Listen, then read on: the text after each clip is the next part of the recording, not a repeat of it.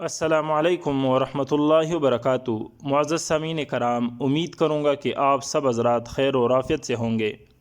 دوستو، آج میں پھر ایک بار آپ حضرات کی خدمت میں حاضر ہوں۔ تو دوستو، یہ جو نقش جو تعویذ آپ حضرات کے سامنے ہیں، یہ سورہ اخلاص کی ہے، اور آج کی اس ویڈیو میں آپ حضرات کو سورہ اخلاص کی خاصیتیں بتا دوں گا۔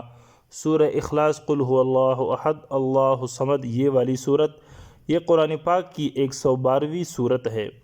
تو دوستو، اس صورت میں 4 آیتیں ہیں۔ یہ صورت بھی مکہ میں اتری ہے۔ اس میں اللہ کے ایک ہونے کا، اس کا کوئی شریک نہ ہونے کی بات بتائی گئی ہے۔ دوستو، یہ وہ مبارک صورت ہے جس کے بارے میں بتایا گیا ہے کہ اسے جو کوئی 3 بار پڑھے گا اسے پورا قرآن شریف پڑھنے کا ثواب ملتا ہے۔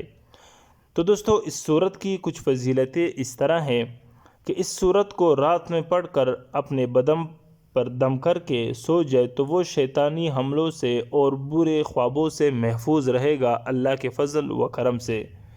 اسی طرح دوستو، جو کوئی اس صورت کو لگاتار پڑھتا رہے تو اس کے لیے جنت میں ایک محل تیار ہو جاتا ہے۔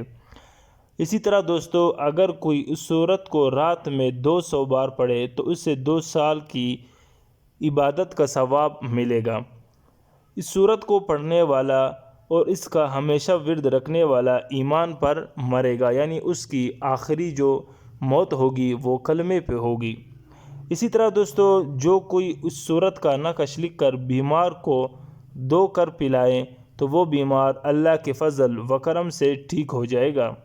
اسی طرح دوستو، جو کوئی اس صورت کا نقش لکھ کر کسی بچے کے گلے میں باندھ دے تو وہ بچہ اللہ رب العزت کے فضل و کرم سے ہر قسم کی آفتوں سے محفوظ رہے گا۔ تو دوستو، اس صورت کا ورد کرنے سے آپ کے پاس انشاءاللہ بے حساب روزی آئے گی، آپ کے رزق میں اضافہ ہوگا۔